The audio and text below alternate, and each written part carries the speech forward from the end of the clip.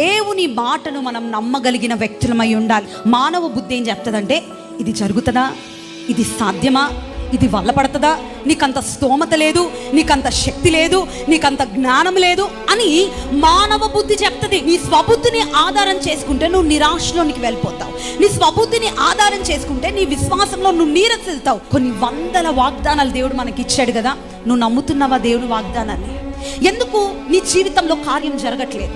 ఎందుకు దేవుని ఒక అద్భుతం నువ్వు పొందలేకపోతున్నావు? ఎందుకంటే నీవు పూర్తిగా దేవుడు చేస్తాడని నమ్మలేకపోతున్నావు. కొన్నిసార్లు ఆయన నమ్మినప్పుడు మనకు వ్యతిరేకతలు వస్తాయి. ఆయన నమ్మినప్పుడు ప్రజలు మనల్ని హేళన చేస్తారు.